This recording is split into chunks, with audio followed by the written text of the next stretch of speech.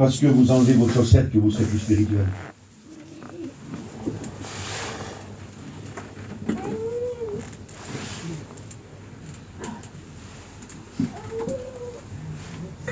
C'est pas parce que vous sentez le feu que vous serez plus spirituel. On n'a pas besoin de retourner en arrière pour devenir plus spirituel. On a besoin de monter plus haut et s'approcher de la Bible. C'est une chose, la nostalgie. C'est une chose. J'aime ce verset que vous connaissez bien. Ne vous conformez pas au siècle présent. Il y en a qui croient que c'est la mode. Le verset grec, c'est « Ne vous laissez pas modeler par le monde actuel ». Un chrétien, il évolue avec 100 ans. Mais le monde n'a aucune emprise sur lui. C'est un chrétien. Il s'habille avec les vêtements qu'il y a dans les magasins. Parce que des grands cols et des pattes d'œuf, ça n'existe plus. Il s'habille avec les vêtements qu'il y a dans les magasins. Il roule avec les voitures qui existent à son époque. Il ne sera pas plus spirituel dans une caravane avec des chevaux. C'est un chrétien. C'est un chrétien. Que Dieu nous y aide à comprendre ça. Amen. Voulez-vous qu'on fasse une prière et on va tout de suite dans la parole de Dieu. Amen. Merci au Seigneur. Merci à Dieu. Merci à Dieu. Merci à Dieu. Et je voudrais que le frère qui s'occupe de la sono prie pour nous. Amen.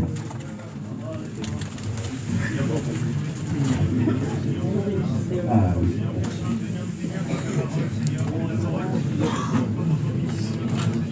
Au nom de Jésus.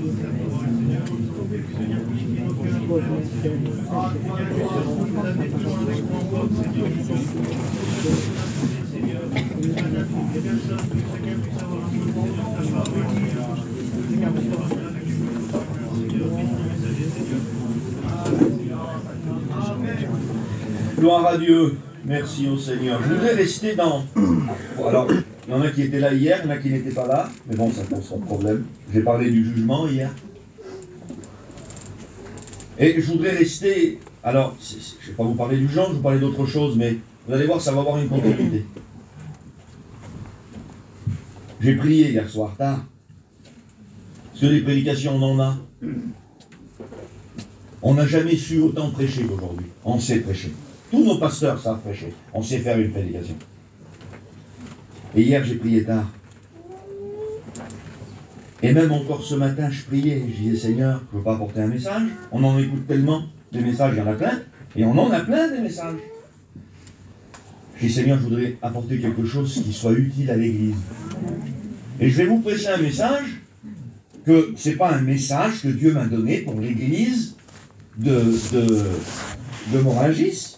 Ça fait quelque temps déjà, et j'ai prêché dans plusieurs églises, parce que il y a des vérités qui sont des vérités d'un soir. C'est une révélation pour une réunion, ou c'est une révélation d'une matinée. Et il y a des messages qui ne concernent pas seulement une église locale, mais qui concernent l'église universelle. Et je crois que ce message est un message qui concerne l'église universelle. Il faut qu'on arrive à progresser tout en restant humble. Et je vous promets que ce n'est pas évident. Il y a deux révélations dans la Bible. Il y a la révélation écrite et la révélation orale. On a du mal avec la révélation orale, nous. C'est pour ça qu'il y a très peu de ministères de prophètes chez vous. Ils sont tous défoncés.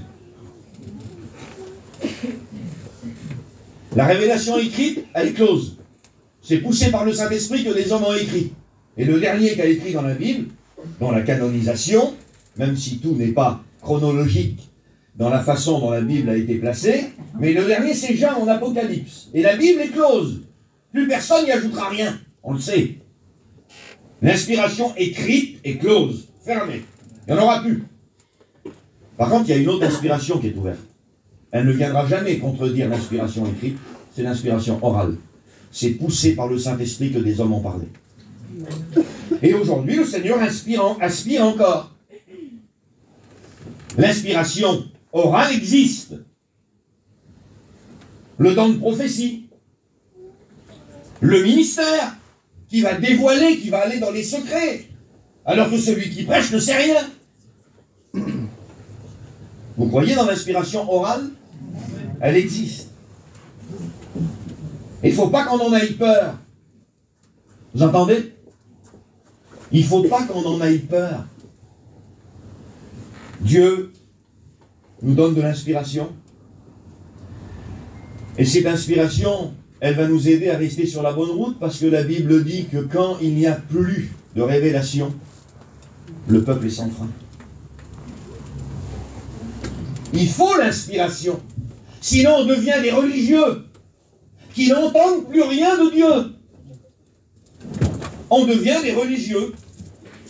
On va à l'église 3 fois par semaine, on vient prendre la Sainte Seine, si ce n'est pas l'hostie qu'on vient prendre pour certains. Ça devient presque une vitamine pour certaines personnes qui sont loin de Dieu. Ils croient qu'en prenant la Sainte Seine, ça va aller mieux, puis dans leur conscience, quelque part, ça va mieux. Ça fait effet placebo, la Sainte Seine, pour certains. Vous savez ce que c'est qu'un placebo? C'est un médicament dans quoi il n'y a rien. Mais les médecins s'en servent parce qu'ils savent que dans l'esprit humain, il y a certaines personnes, vous prenez par exemple des personnes qui sont atteintes de... Aidez-moi. Non, les personnes qui pensent être malades alors qu'ils sont en bonne santé. Voilà. Les médecins le savent parce qu'il y a certaines personnes qui sont atteintes d'hypochondrie, et il suffit qu'on leur donne un petit médicament, même s'il n'y a rien dedans, ils vont tout de suite mieux, c'est psychologique. C'est placebo. C'est comme ça. Il y en a que certaines personnes, la Sainte Seine, c'est placebo pour eux.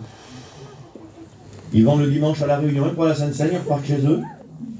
Ils sont tous souriants, ils sont trop bien. Mais c'est du pain, du boulanger. C'est du vin, d'une bouteille de vin, là. Ça a une signification et une valeur que quand on est devant Dieu. Quand on est authentique. Je ne parle pas ici de perfection. On est des pauvres misérables. J'ai repris un jour ce qu'a dit Norton. J'y ai de toute façon, on n'invente rien, on prend tout des autres. Il avait dit, dans le salut, il y a des volants. Il y a des marchands. Puis il y a des rampants. Et la plupart du temps, même si parfois on vole, parfois si on marche ou on court, la plupart du temps, frères et sœurs, on rampe. J'ai parlé du jugement hier. Toi qui es debout, prends garde. Juge pas celui qui est tombé. Hein, j'ai parlé du jugement hier. Prends garde. Amen. Et je disais à Norton, tout à l'heure, que hier j'ai lu le verset, moi. Ne jugez pas afin que vous ne soyez pas jugés. Je l'ai lu dans la Semeur. Ne condamnez pas afin que vous ne soyez pas condamnés. Et lui, l'a cité derrière l'estrade, mais l'a cité dans la Louis II. La Bible est inspirée, vous savez. Dans la Louis II, c'est « Vous serez mesurés dans la mesure dont vous mesurez. Vous serez pesés avec la balance dont vous avez pesé. » Si vous rejoignez les deux traductions, c'est le texte grec. Si vous mesurez personne, Dieu ne vous mesurera pas. Si vous pesez personne, Dieu ne vous pèsera pas. Je le dis devant Dieu qu'à la fin, je n'ai pas envie d'être pesé par Dieu. Et le seul moyen de ne pas être pesé par Dieu, c'est que je ne pèse aucun d'entre vous. Parce que si je pèse un d'entre vous et que lui me pèse, je ne fais pas un coup. Je n'ai pas envie d'être mesuré par Dieu. D'ailleurs, il me le dira quand je rentre. Tu as été fidèle vraiment un peu. Non. Parce que moi, j'ai été fidèle. Tu as eu du mal, toi. Et moi, j'ai été jusqu'au bout pour toi. Amen. Il faut qu'on arrive à faire des progrès tout en restant dans l'humilité. C'est pas évident, vous savez, pour certains de progresser en restant humble. Il y en a que le progrès de la vie chrétienne, la bénédiction, ça a un effet néfaste sur eux. Vous avez vu ça déjà? Moi, j'ai eu des amis, moi, quand ils n'allaient pas bien dans leur vie spirituelle, c'était les meilleurs hommes du monde. Ils étaient humbles, ils se contentaient de leur place, leur prière était bénie quand ils allaient mal. Aussitôt qu'ils étaient un peu bénis, ils étaient insupportables.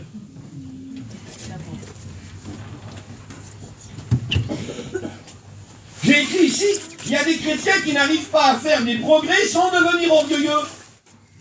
C'est terrible, ça. Vous savez, c'est terrible, l'orgueil. Hein. Mais je vais vous parler de l'orgueil chrétien, je ne vais pas vous parler de l'orgueil du monde. Hein. Et quand le Seigneur m'a donné ce message-là, il y a quelques mois, il y a 6 mois, quand le Seigneur m'a donné ce message-là, et c'est un message qui concerne l'Église universelle, j'ai dit, Seigneur, tu veux que je parle à l'Église de l'orgueil? Et j'ai posé une question à Dieu. Et moi, quand je pose une question à Dieu, je vous encourage à faire ça, c'est pas mal. Quand je pose une question à Dieu, je cherche la réponse dans la Bible. Et Dieu me répond toujours dans la Bible. Et quand j'ai dit, Seigneur, tu veux que je prêche sur l'orgueil chrétien, pourrait-il y avoir de l'orgueil dans l'Église, Seigneur? Et Dieu m'a répondu, quoi? Il y en a eu dans le ciel. Bien sûr qu'il peut y en avoir dans l'Église. L'orgueil chrétienne, attention, elle est plus fine, elle est plus subtile, l'orgueil chrétienne. On ne la voit pas pratiquement, elle est là. J'ai dit, Seigneur, deuxième question, tu me demandes de prêcher l'orgueil à l'Église. Seigneur, peut-il y avoir de l'orgueil dans le cœur d'un chrétien ou d'un prédicateur? Et Dieu m'a répondu, hein? Il y en a eu dans un ange. Alors bien sûr, il peut y en avoir dans le cœur d'un chrétien, d'une chrétienne, et même d'un prédicateur. L'orgueil. C'est pas la même orgueil du monde, hein? C'est pas un olivier, comme ça. C'est pas ça. C'est des repousses. Et il faut qu'on fasse attention aux repousses. J'ai écrit ça. Ils sont meilleurs lorsqu'ils ne progressent pas. Ils sont plus humbles quand ils ne progressent pas. C'est étrange quand même, non? Il y en a qui n'arrivent pas à supporter la bénédiction, le succès. Aussitôt qu'ils sont un petit peu bénis, hier j'ai parlé du renoncement. Je vais le dire quand même ça, pour ceux qui n'étaient pas là. J'ai parlé hier de la différence, à la fin, entre la sanctification et le renoncement. Et on voit que la sanctification, je vous la fais courte, c'est se séparer du mal, et que le renoncement, finalement, eh ben, c'est se séparer des choses qui ne sont pas mal. Des choses que vous avez le droit, mais qui, ça ne vous est pas utile. Tout m'est permis, mais tout ne vous est pas utile. Ça ne sert pas dans la vie chrétienne. Mais vous avez le droit. Et là, vous décidez, c'est le renoncement. Si quelqu'un veut venir après moi, qu'il renonce à lui-même. C'est plus que renoncer au péché. C'est renoncer à soi-même. C'est pire, c'est plus important. Mais c'est pas salutaire. Tout le monde n'est pas appelé au renoncement. Vous n'êtes pas obligé de renoncer pour être sauvé. Vous n'êtes pas obligé. L'apôtre Paul, il parle de quels gens quand il parle de ceux qui seront sauvés mais qui n'auront pas renoncé? Il dit, j'ai posé le fondement, d'autres ont bâti dessus. Prenez garde de la manière dont vous baptisez. Certains auront bâti avec de l'or, de l'argent, des pierres précieuses. Ils seront renoncés. Puis d'autres auront bâti avec de la chaume, de la paille et du bois. Ils seront néanmoins sauvés. Comme à travers le feu. Sauvés quand même. Amen. Parce qu'attention, le salut, c'est ça. Hein? Attention, hein. Moi, je vais vous exhorter à devenir meilleur ce matin, mais je n'ai pas le droit de toucher à votre salut. Hein. Attention, hein. C'est là le salut, hein. Faut pas oublier ça, hein. Le Seigneur a le droit de tout nous dire. Il a le droit de nous crier dessus. Ben, il a tous les droits. Et il nous crie dessus. Vous avez vu qu'en ce moment, il nous défait un peu le brushing quand même, hein. Je ne sais pas si vous avez fait attention à ça, qu'en ce moment, le brushing, il est défait, hein. Il nous secoue dans tous les sens, en véritant dans le saigne du nez. Mais nous, il faut qu'on fasse attention. Le salut, c'est ça, hein. Et même si je suis le meilleur des chrétiens du monde, j'ai pas mis une pièce de 5 centimes pour mon salut. C'est lui qui a tout payé. Et je ne progresse pas pour être sauvé. Je progresse parce que je suis sauvé. Et le renoncement, eh ben, je disais hier que renoncer, c'est renoncer à ce que j'ai le droit. C'est une bouteille d'eau, c'est pas péché, c'est une bouteille d'eau. C'est pas mal, ça m'empêche pas d'aller au ciel. Et c'est bien. Mais je décide de renoncer. Et je disais hier que ceux qui renoncent. Je disais hier, ne doivent pas obliger les autres à renoncer. Parce que si vous renoncez pour parler sur les autres qui ne renoncent pas, allez, reprenez-la, votre bouteille. Renonce pas, mon frère.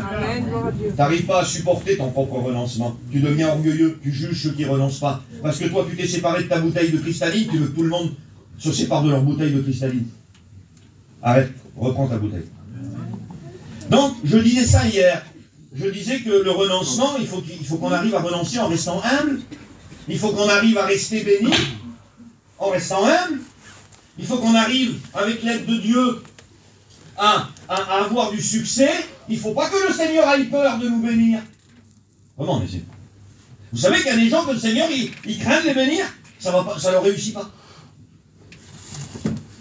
Et tout ça, c'est une affaire d'orgueil et de prétention.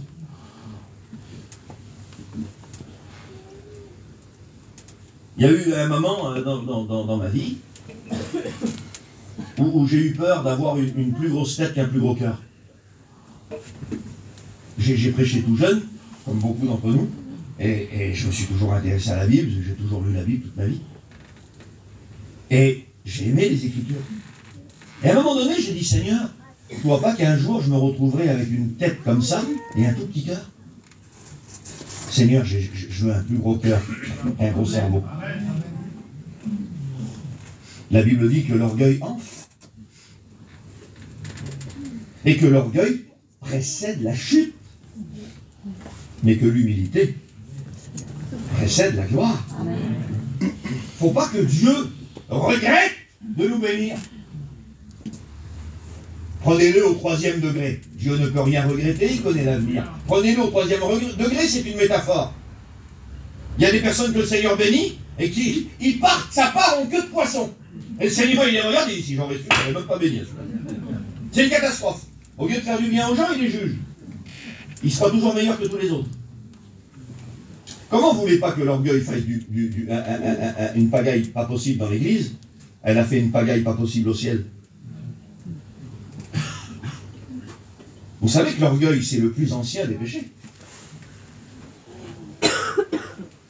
Il n'y a pas plus ancien péché que l'orgueil. Posez-vous la question, quel est le premier des péchés dans la nuit des temps avant la création du monde? C'est l'orgueil. La Bible dit que Satan enfanta l'orgueil. L'orgueil fut trouvé chez lui. Et ça a mis une pagaille au ciel, pas possible. Comment voulez-vous que ça ne mette pas la pagaille dans l'église ou dans les foyers chrétiens? Ou au milieu des fois des pasteurs? Ça a mis la pagaille au ciel. Et puis ça n'a pas dû se faire en... Ça a dû durer un temps au ciel. L'orgueil s'est infiltré, Satan l'a conçu. Puis ça a commencé par lui, puis ça s'est étendu après. Ça n'a pas dû se faire en rien de temps là. Alors certains diront, ah ouais non mais tu parles de temps, mais si tu n'entends pas parler du ciel. Vous savez, il n'y a que Dieu qui est hors du temps, pas les anges. Hein. Les anges, ils ne sont pas hors du temps, ils ont été créés. Ils ont un commencement. Ils ont un âge, les anges. Pas Dieu. Dieu n'a pas d'âge. Dieu n'a pas de commencement, il est hors du temps. Les anges ont été créés, donc ils ne sont pas hors du temps, eux. Ils ont un âge. Même s'ils sont pour toujours, ils ont eu un commencement, donc du coup, ils ont un âge. Même s'ils ne vieillissent pas. Ils ne sont pas hors du temps, eux. Eh bien, ça a dû faire son bonhomme de chemin dans le ciel, ça. Parce que Satan a conçu l'orgueil, mais après, il a fait une espèce de complot. Des millions d'anges l'ont suivi dans sa chute. Il y a eu le temps du complot au ciel. L'orgueil a fait son petit chemin. Vous savez que l'orgueil a fait son chemin et que c'est une calamité. Et qu'il nous faut faire attention aux repousses parce que j'ai trouvé que l'orgueil, j'ai trouvé qu'elle avait un grand point commun avec l'avarice. Alors lequel point commun? Ben un orgueilleux c'est un peu comme un avare. Il ne sait pas qu'il est orgueilleux. Vous avez déjà vu, vous, un radin qui sait qu'il est radin? On appelle ça des péchés inconscients. Il n'y en a pas beaucoup. Mais il y en a. Un radin? Il y en a. Et si vous venez vers lui et que vous parlez avec lui sur un radin, il vous parle aussi avec... Lui aussi, il parle pour le radin. Vous dites, t'as vu? Il t'appelle jamais pour manger. Quoi? Jamais il te paye un café, celui-là. Et lui, ça fait 40 ans que vous le connaissez.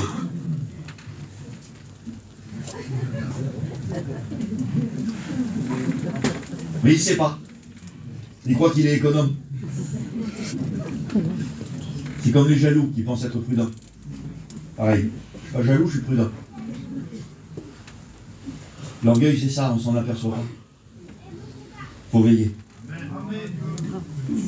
Elle a des symptômes, on va les voir. Elle a des symptômes, le Seigneur veut nous éclairer sur les repousses. Alors c'est l'orgueil chrétien, c'est pas l'orgueil du monde, hein. Mais il y a des repousses. Et il faut pas que Dieu regrette de nous bénir. Il ne faut pas que le Seigneur aille peur de nous mettre devant. Parce qu'il aura vite fait de nous mettre derrière. D'ailleurs, si ce n'est pas lui qui vous met devant, ne vous mettez jamais devant. Mettez-vous derrière.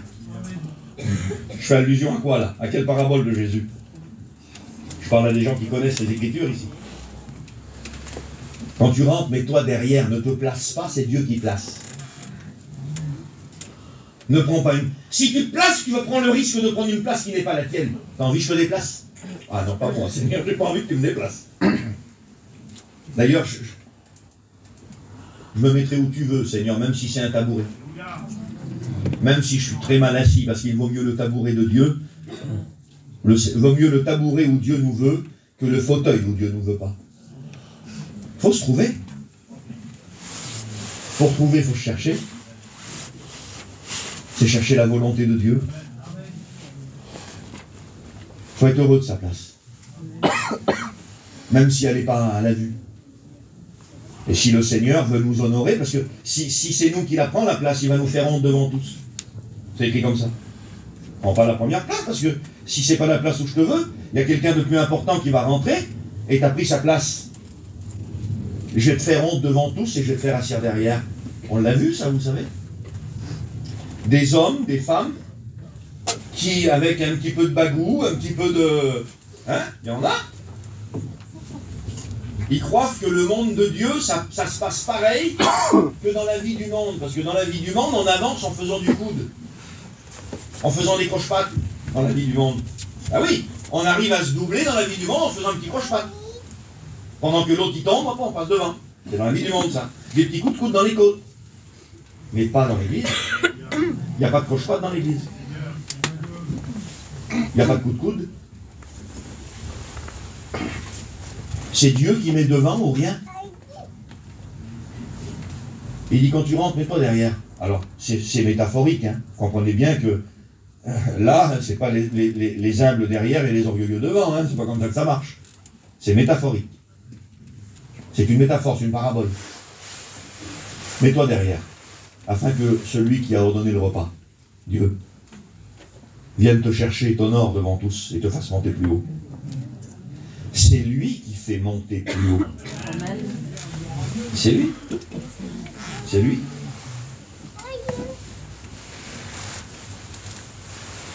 Et je vous disais tout à l'heure que le péché d'orgueil, c'est le péché le plus ancien. Vous savez que quand Dieu est face à un orgueilleux, ça ramène à sa mémoire de très mauvais souvenirs.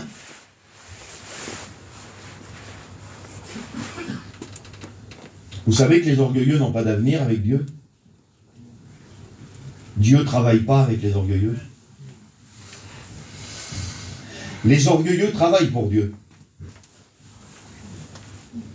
Mais Dieu ne travaille pas avec eux. Et ça ramène de très mauvais souvenirs à la pensée de Dieu, les orgueilleux, quand il est face à eux. Et qui demandent que Dieu les emploie. Il ne les emploiera pas. Seigneur, les malades sont guéris et les démons nous sont soumis. Écoutez, ne vous réjouissez pas que les démons vous sont soumis. Réjouissez-vous plutôt que votre nom est inscrit dans le livre de vie. Écoutez bien. J'ai vu Satan tomber du ciel comme un éclair. Pendant longtemps, j'ai cru que Jésus faisait allusion à ce qu'il avait vu au moment où les apôtres avaient évangélisé. Pas du tout. Vous savez ce que Jésus est en train de dire? Jésus est en train de dire, faites attention, ne devenez pas orgueilleux. Parce que moi, dans le ciel, il y a bien longtemps, à cause de ça, j'ai vu Satan quitter le ciel et tomber du ciel comme un éclair. Ça a été sa chute, j'en ai été témoin, Jésus dit. Alors faites bien attention. Parce qu'il était très haut, et je l'ai vu tomber très bas. Alors ne vous réjouissez pas de votre succès. Réjouissez-vous de votre salut. Amen. Notre plus grande réjouissance, frères et sœurs, ne doit pas être notre succès spirituel. Ne vous regardez jamais dans les yeux des autres. Il suffira de quelques bénédictions, quelques succès spirituels, les gens ils auront les yeux écarquillés sur vous. Ils essaieront de vous toucher pour qu'il y ait quelque chose qui rentre dans eux. Tout le monde est comme ça. Si vous vous regardez dans leurs yeux, vous aurez l'opinion de vous-même qu'ils ont sur vous. Vous êtes cuits. On ne doit pas se réjouir de notre succès. On doit se réjouir de notre salut. De Jésus-Christ. Parce que le Seigneur aujourd'hui sert de nous là. Et puis demain on est jeté là-bas. Parce qu'on est tous des misérables. Merci à Dieu. Que Dieu nous fait la grâce de se servir de nous. Et c'est pas parce que Dieu se sert de quelqu'un que ce quelqu'un est quelqu'un. Il y en a qui tombent dans ce travers-là. Dieu s'oppose aux orgueilleux et il fait grâce à ceux qui ne s'élèvent pas trop loin du sol. Vous savez, ceux qui prennent des ailes, qui volent. Non, frères et sœurs, il faut avoir les pieds bien sur terre. Bien par terre. Même si Dieu se sert de vous. Même s'il vous fait la grâce de vivre des choses. Parce qu'il n'y a pas que les frères qui vivent des choses, il y a aussi les sœurs qui vivent des choses.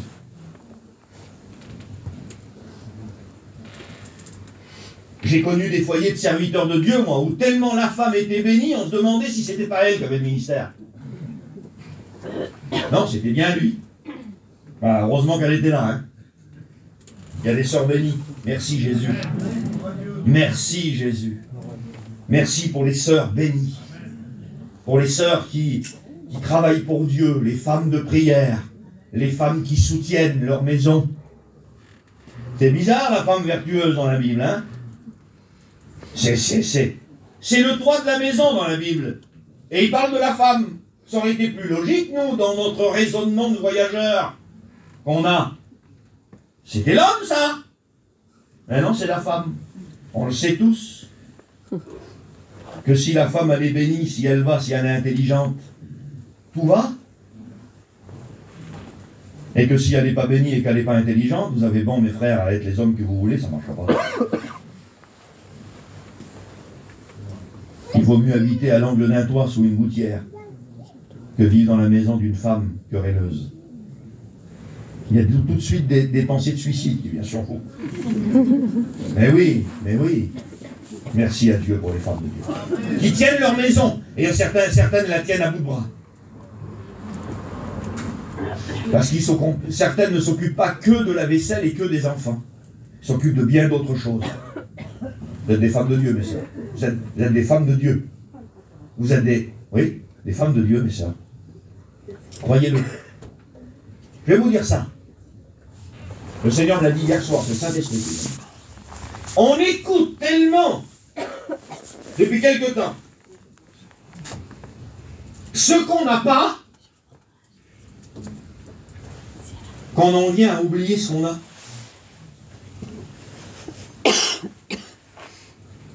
On écoute tellement ce qu'on n'a pas, que ça nous décourage tellement qu'on arrive à oublier ce qu'on a. Vous savez qu'on a. Si quelqu'un vous dit que l'Église n'a rien, ne l'écoutez pas.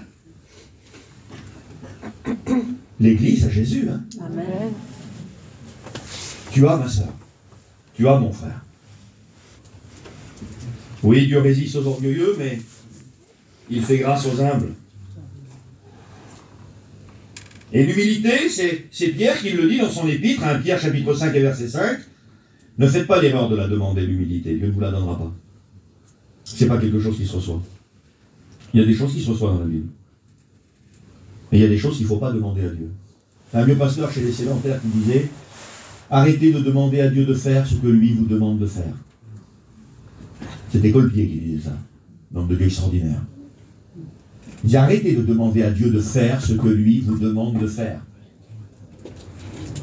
On va tourner en rond longtemps si on lui demande de faire ce que lui nous demande de faire. On écoute des chrétiens des fois qui demandent à Dieu la prière. Ne demandez pas à Dieu la prière, c'est lui qui vous la demande. Ne demandez pas à Dieu la lecture de la Bible. Il vous demande de lire la Bible. Il me demande de lire la Bible. Hein? Et la cerise sur le gâteau, c'est des personnes qui demandent à Dieu la fidélité, comme si c'est un don. Alors ça, c'est la cerise sur le gâteau. Dieu nous la demande, la fidélité. Il y a des choses que Dieu nous donne. Parce que c'est des choses que vous pouvez demander. Et c'est important de savoir ce qu'on peut demander, ce qu'on ne peut pas demander. Pourquoi c'est important? Parce que la Bible dit, vous demandez, mais vous ne recevez pas. Pourquoi alors? Parce que vous demandez mal, vous n'êtes pas conscient de ce que vous pouvez demander et pas. Donc du coup, vous n'êtes pas exaucé. Et vous tournez en rond, et vous vivez dans des malentendus spirituels avec Dieu. Il y a des chrétiens qui ont vécu des années sur des malentendus avec Dieu. Comment ça se fait, Seigneur, que tu ne me le donnes pas, ça? Pendant des années. Et jusqu'au jour où le Seigneur leur a parlé, leur esprit s'est ouvert, leur cœur s'est ouvert, et je ne peux pas te le donner, je te le demande. Je te le demande. L'humilité, ne la demandons pas à Dieu, frères et sœurs. L'apôtre Pierre dit, revêtez-vous d'humilité. Ça se décide, l'humilité. Ça se décide. Et le premier pas vers l'humilité, c'est quand vous acceptez que le Saint-Esprit vous montre vos repousses. Ah non, non, non, non, pas moi, mon frère, hein, tu rigoles, non?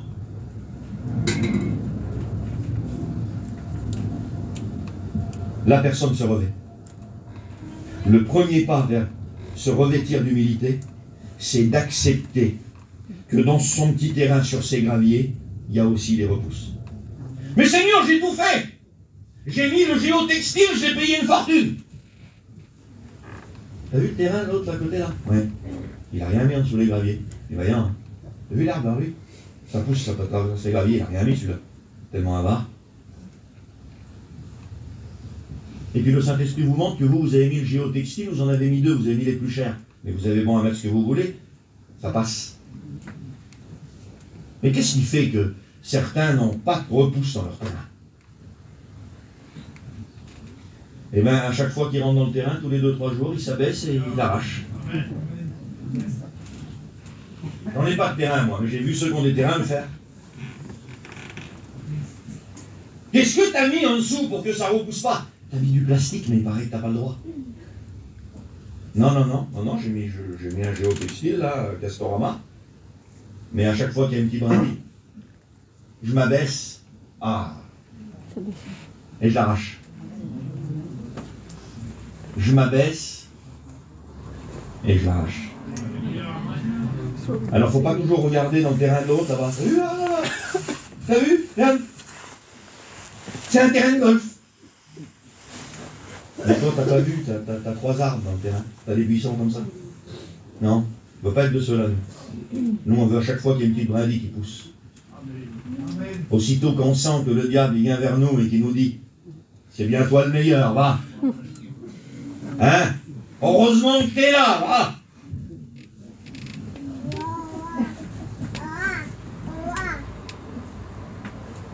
On ne peut pas écouter ça, nous. On ne veut pas écouter ça, nous. On veut ressembler à Jésus. On veut ressembler à Jésus. Vous savez, je pourrais dire plein de choses, là, et je pourrais pousser le bouchon très loin. Mais il faut que je dise ce que le Seigneur me demande de dire. Et pas plus. On ne prêche pas pour tirer des amens. On ne veut pas enfoncer des portes ouvertes ou jeter du bois sec sur le feu pour « Amen! Ah, t'as vu comme c'est vrai ce qu'il a dit! Quelle beauté! » L'approbation du peuple, c'est pas l'approbation du peuple qu'on veut. On ne prêche pas pour ça. On veut l'approbation de Dieu. On ne prêche pas pour avoir des amens.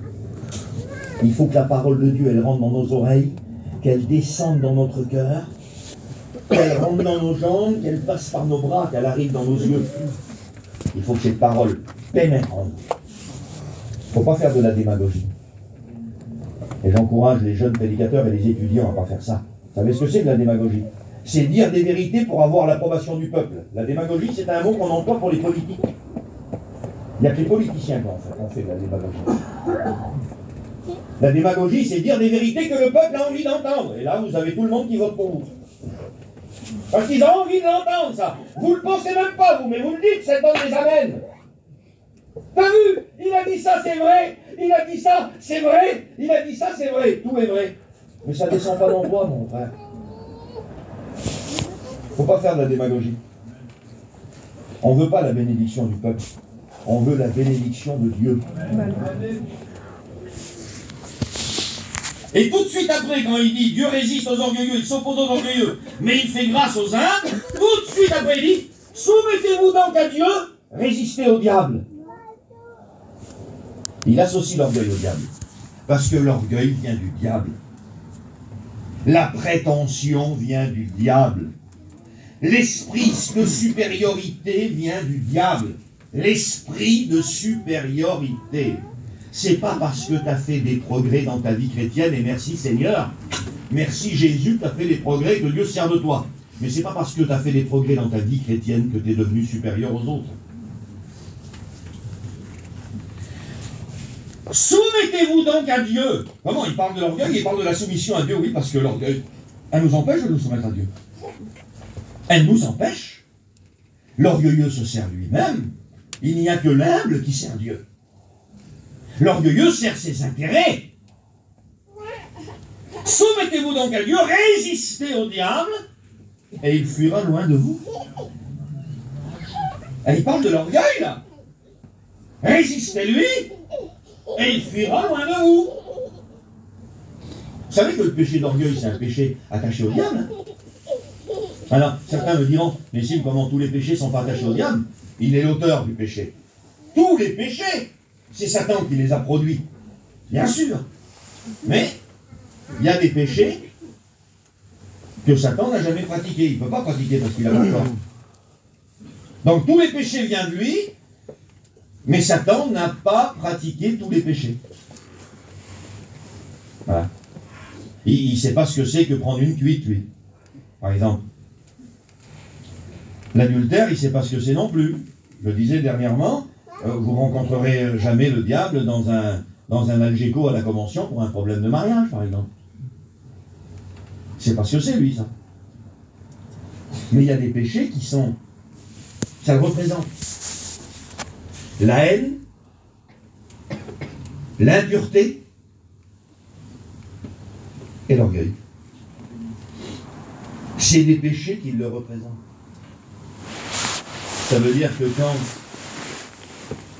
on est parfois orgueilleux, comment vous voulez pas que ça fasse beaucoup de dégâts? On ne ressemble pas à Dieu quand on est orgueilleux. Seigneur, donne-moi la force d'arracher les repousses.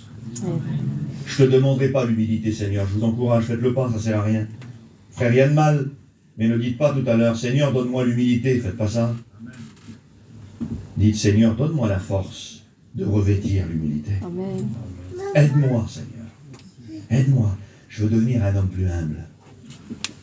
Malgré tout ce que je fasse, Seigneur. Malgré toutes mes souffrances, malgré tous mes problèmes. Je veux rester dans l'humilité, Seigneur. Amen. Arriver à renoncer sans obliger tout le monde. Arriver à progresser sans juger tout le monde. Que Dieu nous y aide. On va un peu plus loin. Amen. Amen. 2 Samuel, chapitre 22, verset 28. Tu sauves le peuple qui s'humilie. Là, il est question du peuple. Hein? On est là, on n'est plus dans l'individu. On y voit l'église ici. Tu sauves le peuple qui s'humilie, mais de ton regard, tu abaisses les orgueilleux. Les orgueilleux seront abaissés. Malgré eux. On n'a aucun intérêt, frères et sœurs, à s'élever. Aucun intérêt à s'élever. De ton regard, tu abaisses les orgueilleux. Et tout de suite après, il dit, dans Luc 14, verset 11, quand il parle de la parabole de l'invité prétentieux dont je vous ai parlé tout à l'heure, celui qui s'assit devant alors que Dieu va le remettre derrière, tout de suite après la parabole, il dit, car Dieu, quiconque s'abaisse sera élevé, et quiconque s'élève sera abaissé. Nous n'avons aucun intérêt à nous élever. Nous avons tout intérêt à nous abaisser. Frères et sœurs, dans l'Église, face à Dieu, face aux frères, il faut faire profil bas. C'est le seul moyen pour que Dieu nous emploie véritablement. J'ai écrit ça. L'orgueilleux, il préfère se perdre que de demander son chemin. Tu sais où que c'est au moins? Plus candidat. Je te dise la route quand même, mais non, je connais. Il part, et puis au bout de 10 minutes, vous le voyez passer devant le terrain. Mais il fait comme si il ne vous a pas vu, ça a perdu. T'as oublié quelque chose? Non, non. T'as perdu. Oui. Mais trop orgueilleux pour demander son chemin. Il y a des fois, ça ne va pas. Faut pas faire comme si tout va bien. Pourquoi? Pour sauver la face. Parfois, il y a des chrétiens, des chrétiennes, même des serviteurs de Dieu. J'ai eu des passages où j'allais pas bien, moi, mais vraiment pas bien. Quand des frères me disaient, Nessim, ça va? Je les regardais dans les yeux, je disais, non, ça va pas. En vérité, c'est vrai. Alors, je tombais sur des frères qui essayaient de me parler, qui m'encourageaient. Parce que j'ai eu des périodes dans ma vie où c'était très difficile, comme vous. Ça fait 35 ans que je suis baptisé. J'ai eu des moments difficiles dans ma vie. 36 ans. Comme beaucoup d'ici. Ça n'a pas été facile. Et il y a des frères qui prient avec moi. Et puis certains, quand ils me disaient, Nessim, ça va? Je disais, non, ça va pas. Ils faisaient ça sur moi. Ils trouvaient que je plaisantais. Parce qu'il y en a qui ne peuvent pas croire que vous allez mal. C'est inimaginable pour eux. Pour eux, vous êtes faits en fer. Vous savez que vos prédicateurs ne sont pas faits en fer? Et qu'ils ont toujours été là pour vous, et que de temps en temps, il vous faut aussi être là pour eux.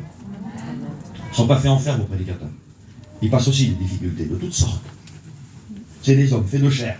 Ils ont des foyers, des enfants. C'est pas évident. On n'est pas rémunérés, nous. Il faut exercer le ministère et travailler en même temps. C'est pas évident.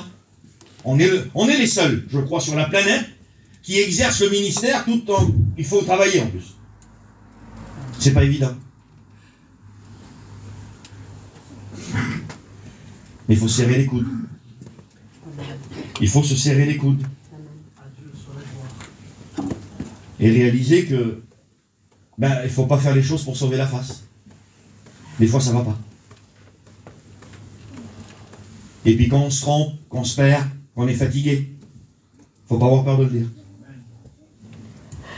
On n'a rien à prouver à personne, je vous le dis devant Dieu que c'est vrai, frères et sœurs, on n'a rien à prouver à personne. Et je voudrais que peut-être s'il y a quelqu'un qui va mal parmi nous là, et qu'il est, c'est très dur, il est très fatigué, mais qu'il faut faire toujours le bon sourire. Je voudrais que tu te détends. Je voudrais enlever un fardeau sur toi. Tu n'as rien à prouver à personne. Et c'est pas parce que tu le dis que tu vas pas bien, et qu'on va commencer à prier pour toi, que tu vas devenir le chrétien faible de l'Église. Personne n'a rien à prouver à personne ici. Mais c'est quoi cet évangile là où personne n'a le droit d'être fatigué? J'en peux plus avec ça, moi. C'est quoi cet évangile là, cette idée de l'évangile là depuis déjà pas mal de temps, où t'as pas le droit d'être fatigué, dis donc. Tu peux pas être faible, tu peux pas avoir quelques semaines ou quelques temps où tu vas pas bien, dis donc. C'est terrible ça, hein? Alors que dans la Bible, les plus grands prophètes ont vécu des fatigues. Des fatigues terribles. Élie, Moïse, David, Samson, Gédéon. Les plus grands hommes de la Bible ont vécu les plus grandes fatigues. Vous savez que c'est parfois dans les moments de grande fatigue que le Seigneur nous emploie, mais d'une façon extraordinaire.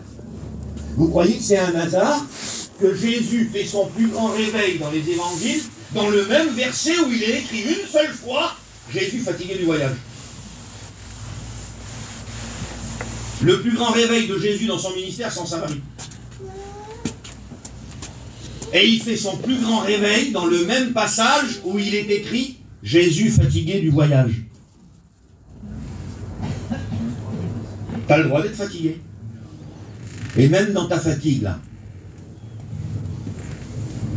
Dieu a encore les intentions de t'employer. Il a été fatigué, lui. Les plus grands hommes de la Bible ont vécu des fatigues.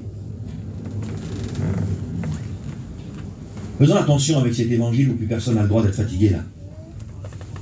Il faudrait qu'on soit tous des GIGN, vous savez, des espèces de super-héros. On est des humains. Et il va falloir se battre jusqu'à la fin. On va saigner du nez, on va saigner des oreilles, on va avoir les arcades ouverts. Et puis pour certains, ça s'est déjà passé déjà. Il y en a des arcades ouverts ici. Il y a des cicatrices. Dans toutes les églises, il y en a. Il y a des chrétiens, ils ont été mâchés par les problèmes de la vie, là. Mâchés, écrasés, écrabouillés. Ils ont des cicatrices partout. Ils sont encore là. T'es encore là. T'es encore là. Avec tout ce que t'as subi. Avec toutes les souffrances que la vie t'a affligées. Le diable t'a pris, t'a dépouillé. La main de Dieu a toujours été sur toi, t'es encore là. T'es encore là. Oui, je voudrais dire ça. Parce que je le dis dans un autre message. Être fatigué, c'est pas un péché. Certains vous feront croire qu'être fatigué, c'est un péché. Pas du tout, Jésus a été fatigué, alors qu'il est le Saint des Saints.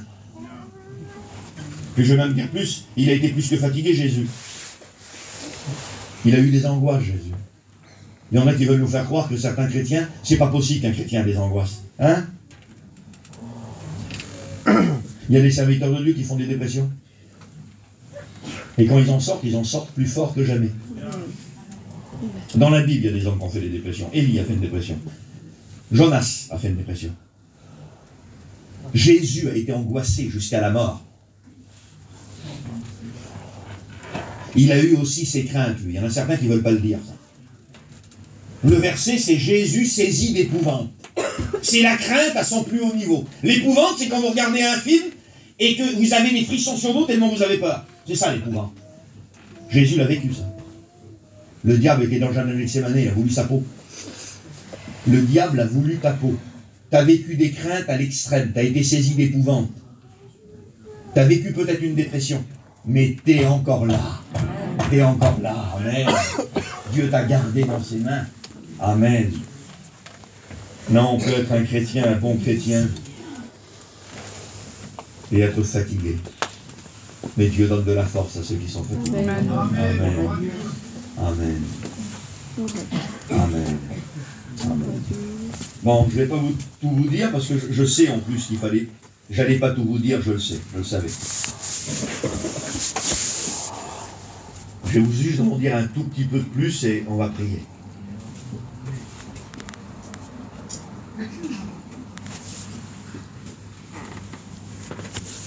Proverbe chapitre 11 et verset 2. Quand vient l'orgueil, vient aussi le mépris. Ah, les méchantes, l'orgueil ferait ça. Vous avez remarqué comment l'orgueil est méchant? Le mépris. L'orgueil, il vous fait marcher sur la pointe des pieds. Tout le monde est tout petit à côté de vous. C'est vous le plus grand, le plus beau, le plus fort. Elle est méprisante, l'orgueil. Vous avez vu quelqu'un de prétentieux, c'est insupportable. Et ça existe dans l'église parfois. Parfois. Et je prêche avec pleine liberté parce que moi je ne connais pas l'église. C'est le privilège des invités. C'est le privilège des invités, on ne connaît personne. L'orgueil, elle est méprisante. Elle est méchante. Quand vient l'orgueil, vient aussi le mépris. La honte. Le déshonneur. Ah, ça commence par le mépris. Après, la honte. Et quand le Seigneur il vous pointe, il vous met dans un coin comme à l'école, la honte. Quand vient l'orgueil, vient aussi la honte, le mépris, le déshonneur. Mais la sagesse est avec les humbles. Comment ça se fait? Je me suis posé la question, j'ai dit Seigneur, quand je lisais ce verset-là, j'ai dit Seigneur, pourquoi tu associes l'humilité à la sagesse? Parce que c'est intelligent d'être humble. Vous avez bien vu qu'un orgueilleux dans le monde, il n'a pas toute sa tête. Vous l'avez bien vu. Je ne veux pas employer des mots forts. Mais vous comprenez ce que je dis. C'est la Bible qui le dit. L'orgueilleux, là, mais la caricature de l'orgueil. Vous avez bien vu que il n'y a pas de la lumière à tous les étages. Il y a une espèce de déconnexion de la réalité. Il y a Gad Elmaleh qui a fait un sketch là-dessus. Il dit là, je me suis commandé un costume en propos. Ça veut dire un costume en propos. Et des chaussures en marbre. Vous êtes bien dans des chaussures en marbre, mon Dieu. Il fait une caricature de la prétention. Vous avez bien vu que on ressemble beaucoup aux Juifs et aux Arabes, hein, dans l'humour et dans tout. C'est des gens qui ont réussi, qui ont su rester simples. L'orgueil, elle est déconnectée de la réalité. Parfois, certains orgueilleux deviennent ridicules. Et que l'humilité, elle est intelligente. La sagesse, parce que la sagesse dans la Bible, c'est l'intelligence de Dieu. La sagesse dans la Bible, c'est l'intelligence de Dieu. Eh bien, la sagesse, elle est avec les humbles. Ça veut dire que quand on se revêt d'humilité, on devient intelligent selon Dieu. On est honnête avec nous-mêmes. Quand on se revêt d'humilité, on ne croit plus le diable qui nous dit qu'on fait 1m83, on croit le Saint-Esprit qui nous dit qu'on fait 1m70.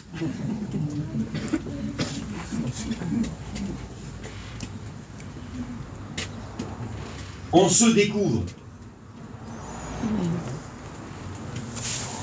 Et ce qui est merveilleux avec Dieu, c'est que quand le Seigneur nous montre notre état naturel à travers la parole de Dieu, c'est le miroir, je le disais hier, il ne le fait pas pour nous vexer. Il ne le fait pas pour nous humilier. Il ne le fait pas pour nous dévaloriser. Attention.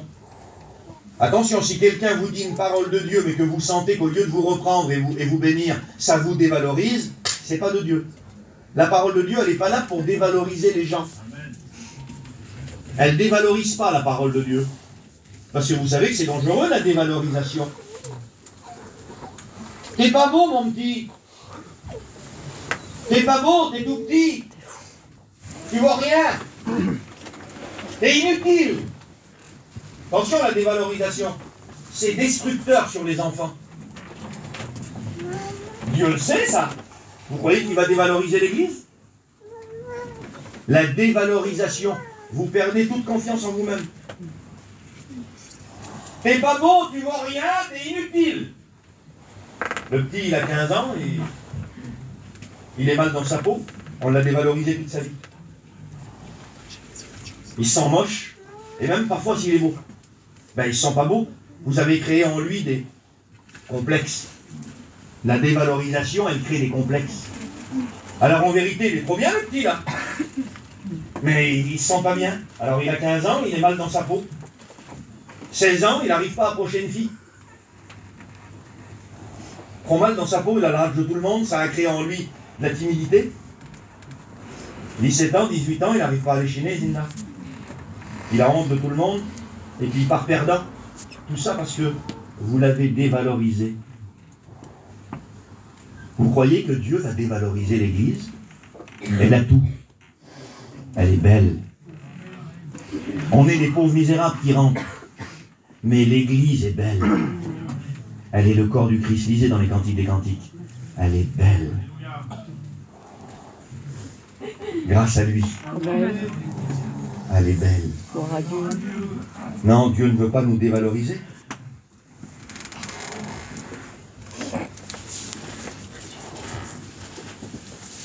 Donnez-moi quelques minutes et je termine.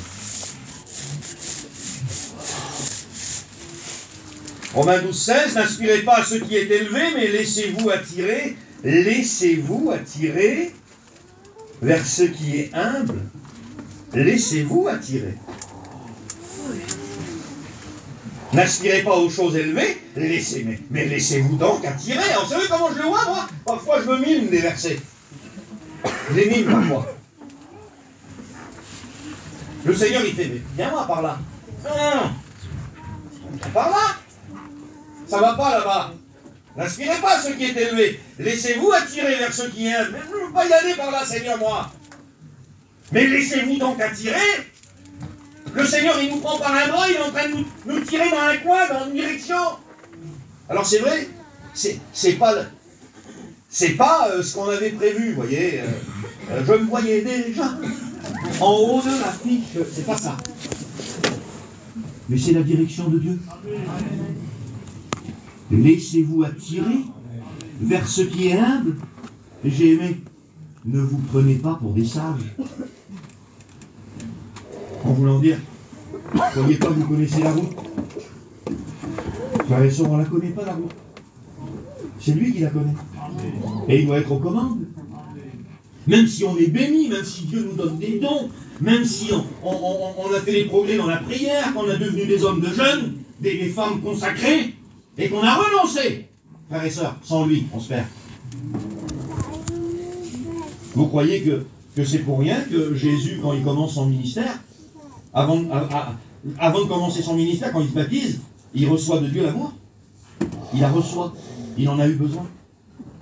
Et juste une petite parenthèse vite fait. Il a reçu l'amour avant l'onction.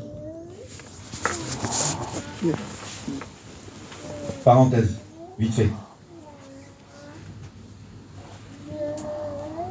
Il faudrait dire ça des fois à des étudiants qui sont là.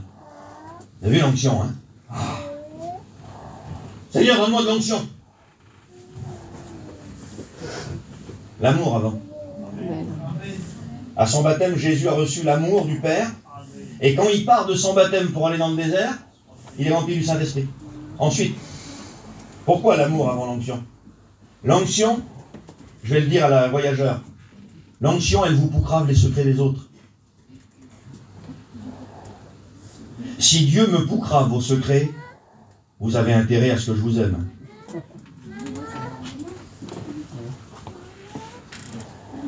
Dieu ne donne pas son onction à des hommes qui n'ont pas d'amour. Il leur dira rien sur personne s'ils ne sont pas remplis d'amour. Parce que imaginez-vous si vous savez des choses sur les gens alors que vous ne les aimez pas assez, vous les tuez. L'amour avant, la révélation ensuite. Ne vous prenez pas pour des sages, vous ne connaissez pas la route. Laissez-moi vous diriger. 2 Corinthiens 10, 17, et je termine, ça y est, ce n'est pas celui qui se recommande lui-même qui est approuvé. Eh oui, mais c'est celui que l'Éternel recommande. Ce n'est pas celui qui se recommande lui-même qui est approuvé. Je suis là, hein? Ils m'ont pas vu. Je suis là. Oui, t'as vu, oui. Ils ne m'ont pas appelé pour témoigner. Ils n'ont pas dû me voir. Si. Mais il n'y a pas que toi. L'orgueilleux dit, je suis là. L'humble, Dieu dit. Vous l'avez vu? Amen. Il le recommande, Dieu le recommande. Il n'y a rien. Il ne dit pas, je suis là. C'est Dieu qui dit dans les cœurs, vous l'avez vu le petit frère là? Vous savez que c'est comme ça l'appel au ministère dans la Bible? Elle passe par les anciens, l'appel au ministère dans la Bible. Seigneur, il faudrait qu'on revienne à un vrai appel au ministère. Jésus, Dieu nous aide. Amen. Seigneur, que Dieu nous aide, qu'on revienne à ça, mon frère. L'appel au ministère, le premier appel au ministère, c'est le désir. Ben, si l'appel au ministère, c'est le désir, mes sœurs, vous êtes tous appelés au ministère. Ben oui. Ben oui. Puis tous les chrétiens aussi, tout le monde est appelé au ministère, parce que vous connaissez un chrétien qui n'a pas le désir de travailler pour Dieu, vous. Elle passe comment l'appel au ministère? C'est Dieu qui montre aux anciens de l'Église, lui là-bas. Vous l'avez vu? Il y a du potentiel là-dedans. Je le veux. Les humbles, c'est Dieu qui les choisit. Alléluia. Les humbles, c'est Dieu qui les choisit. Ce n'est pas celui qui se recommande lui-même. Je ne sais pas si vous réalisez un petit peu là. Je prends 30 secondes. Je suis appelé! C'est un problème, non? Bon, qui c'est qui répond pour moi là? Faut aller à l'école publique, moi? Un problème là, non? Ce n'est pas celui qui se recommande lui-même qui est approuvé, mais c'est celui que le Seigneur recommande. Vous m'excuserez, Élisée n'a pas été vers Élie en lui disant, bon, il faut que je te suive, hein? Il faut que tu me formes. C'est Élie Dieu lui a dit à Élie, tu vois le petit garçon qui est en train de labourer dans le champ là? Oui, Seigneur. Vas-y, jette ton manteau sur lui, je l'appelle au ministère. C'est comme ça que ça s'est passé. Ne soyons pas de ces hommes et de ces femmes qui se recommandent. Laissons Dieu le faire. Allez, 2-3 versets, je termine. Ça va, hein? Ça va? Hein? 1 Corinthiens 1,28. Dieu a choisi les choses méprisées du monde, celles qui ne sont rien, pour réduire à néant celles qui le sont. Pourquoi? Afin que personne ne puisse faire le fier devant Dieu. Pas beau ça? Je vous le relis. Dieu a choisi les choses basses et humbles, méprisées du monde, celles qui ne sont rien, pour réduire à néant celles qui sont, afin que personne ne puisse faire le fier devant Dieu. Seigneur, tu m'as ramassé par terre. Tu as fait de moi quelque chose alors que je ne fais rien du tout. Je ne peux pas faire le fier, Seigneur. C'est grâce à toi que je mets un pied devant l'autre. Le roi David disait, Seigneur, tout ce que je fais pour toi. On est en admiration devant ce que David a fait. Le roi David, qui était prophète aussi. Lui, il dit, Seigneur, tout ce que je fais pour toi, c'est toi qui me donnes la force de le faire. Amen. Vous savez, frères et sœurs, que l'amour qu'on a pour Dieu, là, c'est lui qui nous l'a donné. On ne peut même pas s'en vanter. On ne peut même pas dire à Dieu, tu sais, Seigneur, je t'aime quand même, hein. Et c'est lui qui a déversé son amour dans nos cœurs. C'est lui. Ce salut ne consiste pas en ce que nous avons aimé Dieu, dit Paul. Ce salut consiste à ce qu'il nous a aimés le premier. Heureusement que Dieu ne nous a pas appelé un salut par l'amour, hein. Il nous a appelé un salut par la foi. Merci Seigneur. Il nous aura appelé un salut par l'amour, c'est tous perdu. L'amour qu'on a pour lui dans le cœur. Pour moi, c'est un des plus grands miracles du christianisme, l'amour qu'on a pour Dieu. Pour moi, hein. On ne l'a jamais vu de notre vie. On a du mal à aimer les gens qu'on voit. Dans nos familles, même les gens qu'on aime, ils nous font un petit bricole, on veut les tuer. On est rancunieux, on est des humains. On aime Dieu d'un amour qu'on n'arrive pas à... On sent que ça ne vient pas de nous. On ne l'a jamais vu de notre vie. On laisse notre ancienne vie. On abandonne toutes les choses qu'on aimait. Il nous a aussi aidés, il nous délivre. Certains, pour le servir, abandonnent leur foyer, leurs enfants. Ils renoncent à une réussite dans le monde, une grosse réussite. Des choses qui leur auraient apporté argent et gloire. Tout ça par amour pour Dieu. C'est le plus grand miracle, non? Ils ne l'ont jamais vu. On ne l'a jamais vu. C'est lui qui a déversé ça. Ça vient de Dieu. On n'est rien. On n'est rien. Je termine. Psaume 31, 24. L'Éternel punit sévèrement les orgueilleux. Faites pas l'erreur de combattre les orgueilleux. Hein.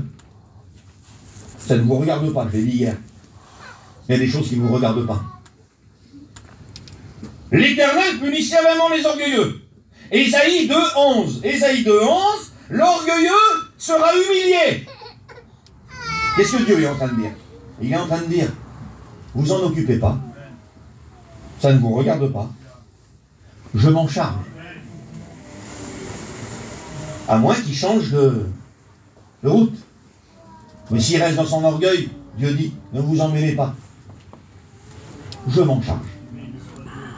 Et parfois le Seigneur nous humilie pour nous amener à l'humilité. Mes frères et sœurs, je vous donne un petit conseil. Je me l'ai donné ce conseil-là et je me le donne encore. N'attendons pas ça. N'attendons pas l'humiliation.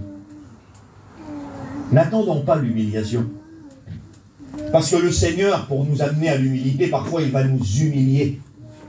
Que disait David? Seigneur, avant que tu m'humilies, je m'égarais. Merci Seigneur de m'avoir humilié. Mais on n'est pas obligé de passer par là. Nessim, assis-toi. Attends Seigneur, une minute. Assis-toi Nessim. Seigneur, tu veux pas t'asseoir, Nessim? Ah oui. Ah oui, hein. Humilions-nous sous la puissante main de Dieu, avant que Dieu nous humilie.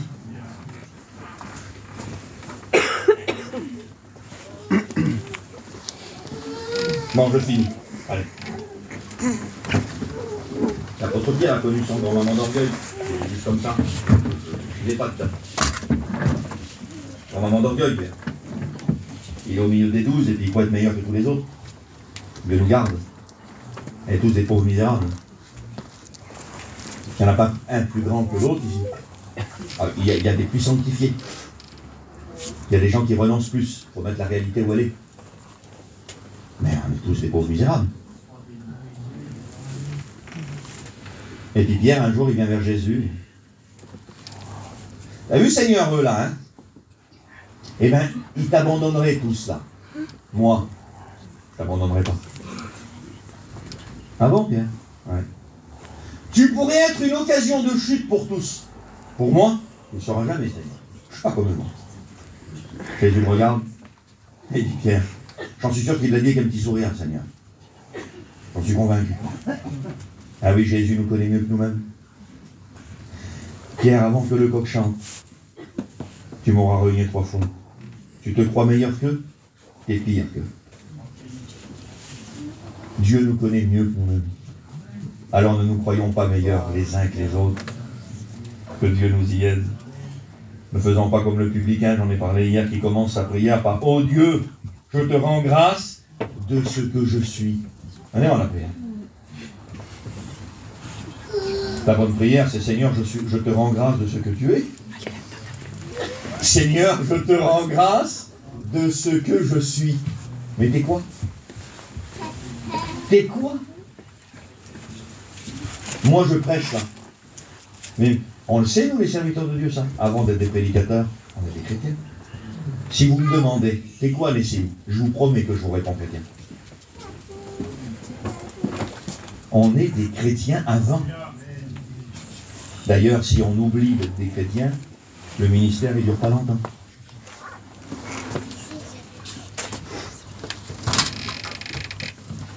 Je vous le dis, quiconque s'élèvera sera abaissé, et quiconque s'abaisse sera élevé. Le modèle, c'est Jésus. Ne faisons jamais l'erreur de se poser en modèle. Les gens n'ont pas à nous ressembler. On a tous à ressembler à Jésus. C'est pas nous le modèle, c'est lui.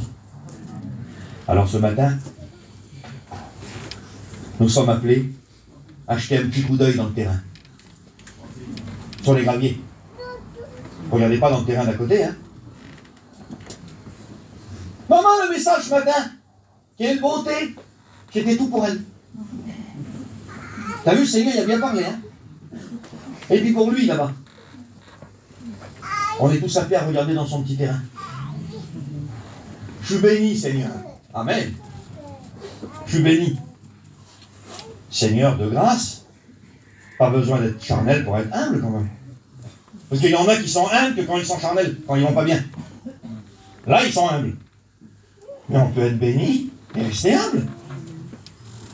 Seigneur, il faut qu'on arrive à être béni et rester humble. Il ne faut pas que la bénédiction et la réussite fassent un mauvais effet sur nous. Le renoncement non plus. Alors on jette un petit coup d'œil dans notre terrain. Et moi je regarde un petit peu dans mon terrain de serviteur de Dieu. Et puis je vois des petites repousses. Seigneur, tu les arracheras pas, toi, les petites repousses, parce que l'humilité, ça ne se demande pas. Seigneur, je veux me mettre en tenue. C'est embêtant de se mettre à jouer dans les graviers, ça fait mal, je vais mettre des genouillères. Ça existe, des genouillères pour les carleurs. Je vais m'abaisser, Seigneur. Et puis je vais arracher les petites repousses. Je veux devenir un chrétien plus sain. On dirait un gros mot presque aujourd'hui. Pardonnez-moi de dire ça. On a peur de prononcer le mot simplicité aujourd'hui chez nous parce qu'on est devenus des comtes et des comtesses. Et le mot simplicité, c'est presque devenu un gros mot. Frères et sœurs, faut s'abaisser, enlever les petites repousses et dire Seigneur, je veux devenir un chrétien un petit peu plus simple. Un petit peu plus humble. J'ai pas besoin de briller autant. J'ai pas besoin de briller autant. Je suis pas un lustre. Un chrétien, c'est pas un lustre. Il n'a pas besoin de briller. Et d'ailleurs, s'il brille trop, lui, on ne le voit plus. C'est lui qui doit briller. C'est lui qui doit briller. Seigneur, je veux arracher les petites repousses ce matin. Regardez dans ma vie. Je vais arrêter de regarder dans la vie de l'autre. Je vais regarder dans ma vie. Donne-moi la force. Je veux arracher les repousses, Seigneur. Avez-vous compris?